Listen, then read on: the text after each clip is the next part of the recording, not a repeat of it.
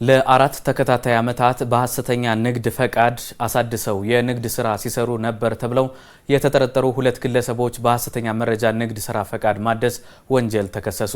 ክሱ የተመሰረተው በፌዴራል ከፍተኛ ፍርድ ቤት የሸማቾችና የልዩ ልዩ ጉዳዮች ሁለተኛ ወንጀል ችሎት ነው። ባልደረባችን ታሪክ አዱኛ ተጨማሪ ችሎት መረጃ ልታደርሰን በቀጥታ ስልክ መስመራችን ላይ ትገኛለች። ታሪክ እንደምን ውለሻል? መረጃዎችን መቀጠል ትችያለሽ። አመሰግናለሁ። አንተም ተመልካቾችም እንደምንዋላችሁ። የፍትህ ሚኒስቴር የሸማቾችና የልዩ ልዩ ወንጀል ጉዳዮች ዳይሬክቶሬት አቃቢ በሁለት ግለሰቦች ላይ በሐሰተኛ መረጃ በሐሰት ንግድ ስራ ፍቃድ አድሰው ሲሰሩ ነበር ተብለው በተጠረጠሩ ተጠርጣሪዎች ላይ ክስ አቅርቧል። እነዚህ ክስ የተመሰረተባቸው ተከሳሾች ነይማ መሐመድና ሙክታር ኑሪ ይባላሉ። ክሱም በወንጀል ሕግ አንቀጽ 32 ንዑስ ቁጥር 1 ሀና የንግድ ምዝገባና ፍቃድ አዋጅ ቁጥር 9828 አንቀጽ 49 ንዑስ ቁጥር 3 ስር የተደነገገውን መተላለፍ የሚል ክስ ነው በእነዚህ ተከሳሾች ላይ ያቀረበባቸው።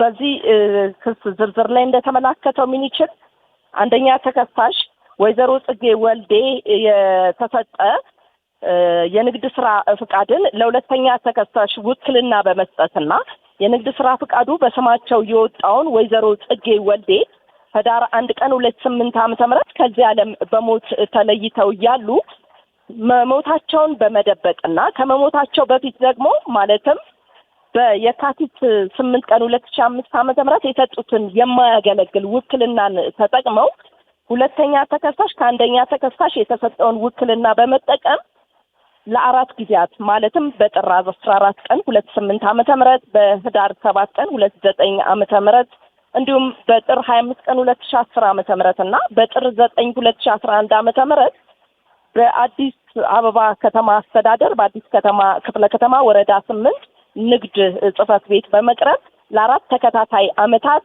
በሐሰት ማለት ነው ንግድ ፍቃዱን አሳድሰው ሲሰሩበት እንደነበረ ነው አቃቢ በክሱ ላይ በዝርዝሩ ያመላከተው።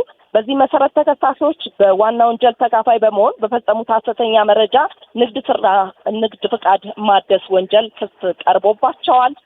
ክሱንም የፌዴራል ከፍተኛ ፍርድ ቤት ልደታ ምድብ ሁለተኛ የሸማቾችና የልዩ ልዩ ወንጀል ጉዳይ ችሎትም እንዲደርሳቸው አድርጓል በጽሁፍ። እንዲሁም ዳኛው መዝገቡን የተመለከቱት በንባብም አሰምተዋል።